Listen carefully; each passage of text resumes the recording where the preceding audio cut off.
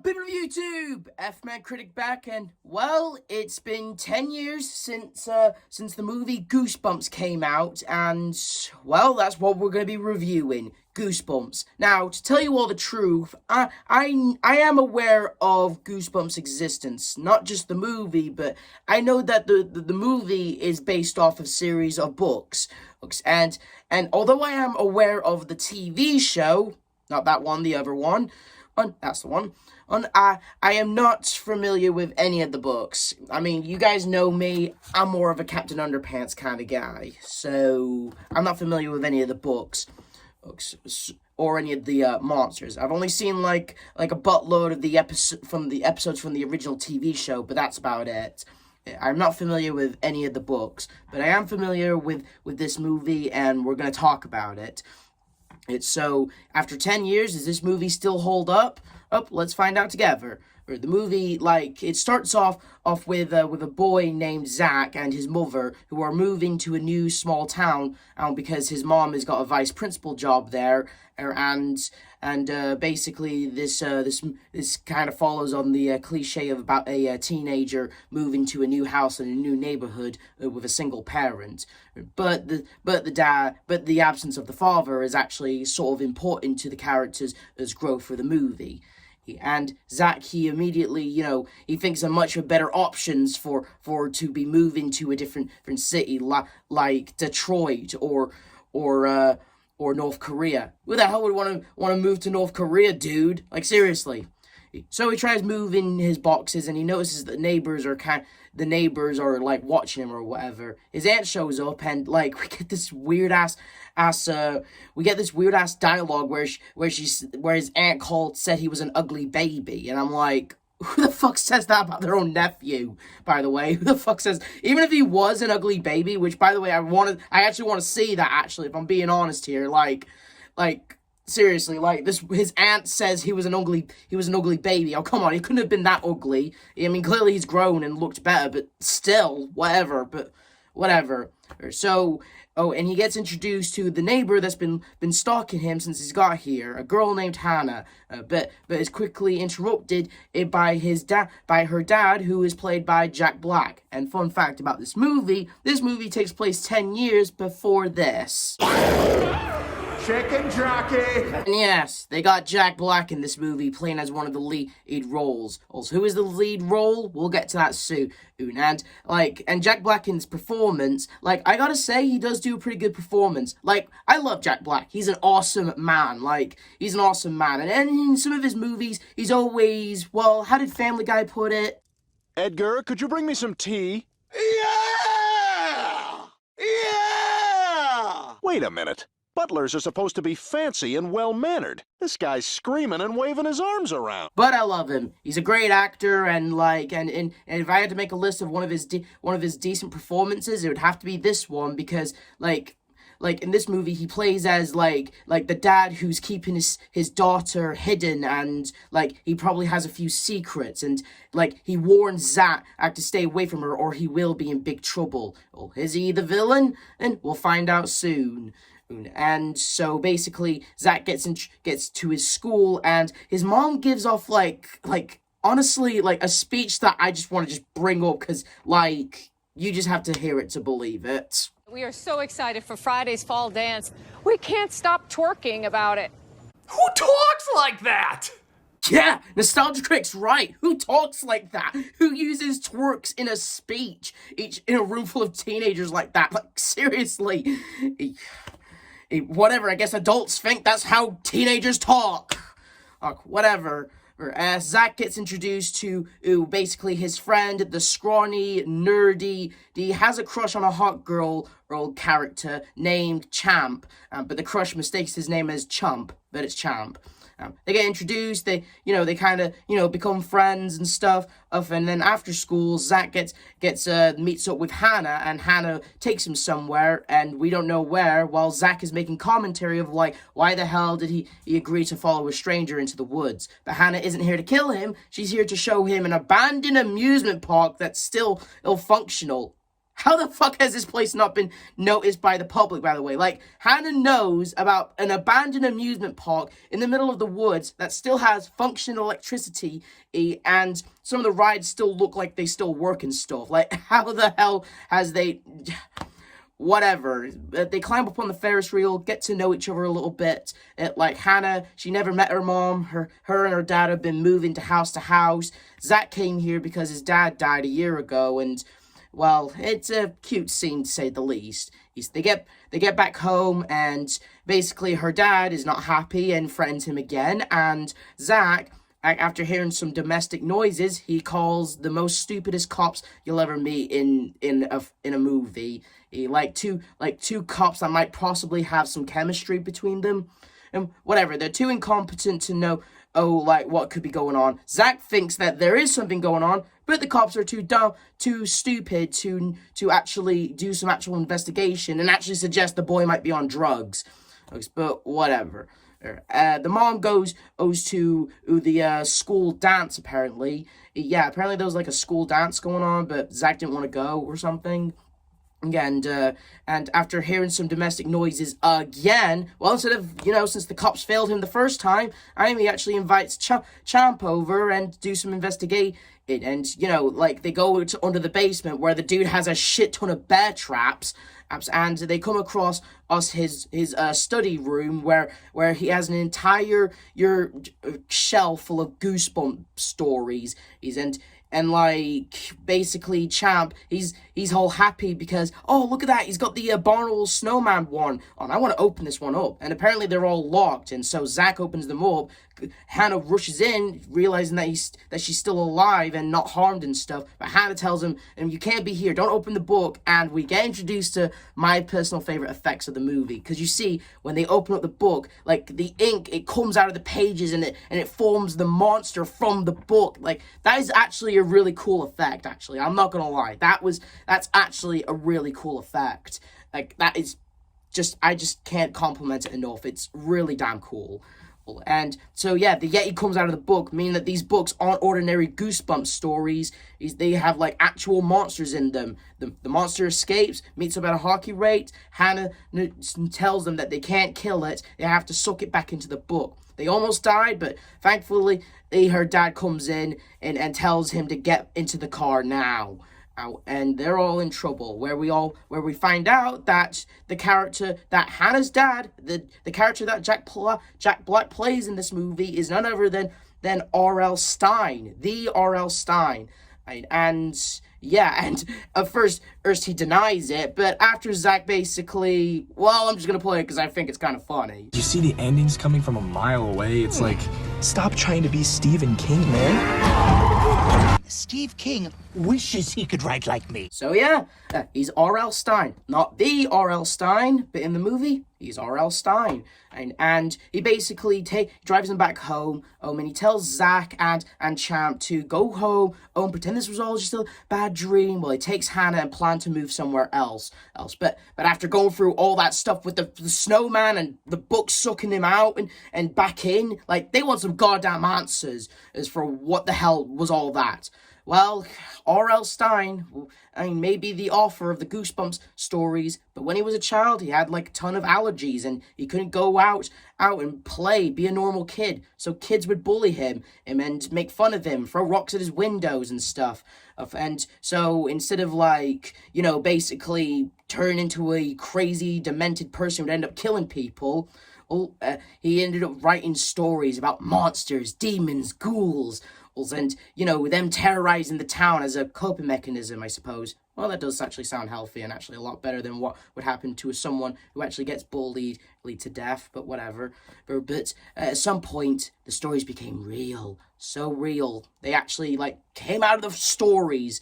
But since, they're monsters and stuff, he's got to keep him in and keep him as a responsibility and stuff like that. That's why all the books were locked. But unfortunately, after the snowman got out the book, another book got unlocked, and we get introduced to the villain of the movie, Slappy. And remember when I said that Jack Black could be the villain of the movie? Well, in a way, Jack Black plays R.L. Stein, and he also plays the dummy Slappy. I think that's pretty cool, actually. And another thing, you should never call him a dummy. And apparently Slappy, he's ready to cause some chaos, and, you know, basically takes all the books, burns them so he can never trap them back in. And it's basically Slappy's revenge. And basically they have to, and since the books of that were Slappy and other creatures like the gnomes who are now like freaking going crazy, and in other words, it's R.L. Stein created these creatures and now they want to kill him. Like, it might even give that scene from that Pac-Man scene from Pixels a run for its money, because this actually seems like some twisted Pinocchio Geppetto stuff. And since they can't just, like, put them back in the books, they have to use a typewriter that he used to make the books. And where is this typewriter? It's at the school. Now, my biggest question in this movie is R.L. Stein's typewriter, the typewriter that he used to make all those books that made all those monsters come to life. Why is it in the school? Like, he didn't, did he just donate it or something? Like, the movie never explains. Like, we don't know why. Why did he donate his typewriter to the high school? Nobody knows. Yeah, they never explain why his typewriter is at the school. Like, he never says he donated it. He doesn't say he works there. Not yet. And, like, so there's no reason for the typewriter to be at the school, especially considering the fact that, again, and he was planning to leave the town with Hannah. So wait, was he going to get the typewriter back the second if he was planning to leave? We don't know. It never really explains. And since monsters are getting unleashed on the town and by Slappy, that basically means shit's going to go ape shit if they don't get that typewriter and make a book that will put all the creatures back in. And honestly, I do like this joke, actually. I don't remember writing about a giant praying mantis! Right, now I remember. It cracks me up every time. Anyway, they ended up making it to a grocery store, and honestly, it's kind of my favorite part in the movie. I don't know why, but I just kind of like it of the team even trying to avoid the werewolf character while trying to avoid it, while, you know, Champ blows their cover because he was thirsty, R.L. Stein trying to cover up his BO with deodorant, and I just don't know why, but I just like it, and I enjoy it every time I watch it. Just when they're about to get eaten by the werewolf, Zach's aunt comes in for the rescue. Oh yeah, I forgot to mention Zach's aunt. She was supposed to be watching Zach, but you know, story, and because of everything going on with the monsters, there's no, like, she knew, she ended up finding them and saving their life from the werewolf. And also apparently her and Stein apparently like each other. And honestly, I think it's kind of cute and funny that they kind of like each other. I think it's kind of funny and cute. So they end up going to a graveyard, and it's revealed that when the moonlight was glowing on Hannah's not real. She's another one of R.L. Stein's creations. Turns out the whole reason why Stein kept her in the house and forbidden Zach from ever seeing her, it wasn't because he was just some overprotective father, but it wasn't just because of that. It was because she's not real. She's not a real girl. She's just another one of his creations, but Stein loves her so much. Loves her like a daughter. I mean, technically she is his daughter because he created her, but he loves her, and since she's not real, we'll probably never accept it, so it was best to just keep her isolated and stuff. And yeah. So and Hannah doesn't even know it. Well, we'll get to that. And they managed to make it to the school where Stein gets his typewriter, and honestly, he says that he can't just say, oh, all the monsters went away. Like, if you've been following me on my channel, you guys know about my Hilda comics, and the stuff that Stein says about the whole, you can't just, command it like that. You need to put passion in your stories, the pacing, in the beginning, the middle, the ending. You know, you can't just say, oh, I want this to happen because of that. You need to have reasons to doing it. Like, all the stuff that Stein is saying about how to make a story, I fully relate. And so he tries to find and he says he's a fast writer, lucky bastard. and he tries to like find a room where apparently the school is reenacting The Shining, and due to Stein's frustration because he has to freaking write the book in a room where with The Shining from Stephen King. That was pretty damn funny. Anyway, Zach and Champ try to warn everyone, and one kid is all like, yeah, I see the boogeyman who's picking his nose, but he instantly regrets doing that because I'm pretty sure the praying mantis just killed him and ate him. Yeah, we never see that character again, so I'm assuming he's dead. That's pretty dark. So basically the entire school like evacuates and tries to like ford off the zombies and all the other monsters as well, while Stein is creating the book. Okay, and Slappy confronts him and ends up breaking his fingers. And we also get a scene where Champ, saves his crush from the werewolf, because apparently when he was 10, he never brushed his teeth. He even ended up getting silver fillings and ended up getting possibly laid by his crush. So good for Champ. He served a purpose in this movie, and that was getting laid. And it's also like before all that, Zach and Stein, they actually have a talk about Hannah's existence, and they actually like, because of Zach's dad dying and Stein's overprotective father nature on Hannah, they actually do relate in some ways, and I actually like it. And so basically, yeah, everyone knows that Hannah isn't real. And so they basically try to find a way to get rid of to buy some time. And while Slappy, gets all the monsters, burns all the books, and shit gets real. And so basically they think of a diversion to buy some time, and it was a pretty good diversion. I also like it that when the monsters get exploded, they don't just lay on the floor, they like turn into ink first. Kind of gives me Bendy and the Ink Machine vibes, if I'm being honest here. And so they managed to go to that abandoned theme park where they ended up writing the last of the books. While since Stein's fingers are broken, he tells Zach about the words and what the last 2 pages should be about. He ends up finishing the books, but hesitates because, well, since Hannah's one of Stein's creations, the book is about getting all the monsters back in. So that basically means Hannah will go in. And yeah, it's basically like, if the monsters go, Hannah will go. And Zach doesn't want to do it, neither does Stein, but they got no choice anyway.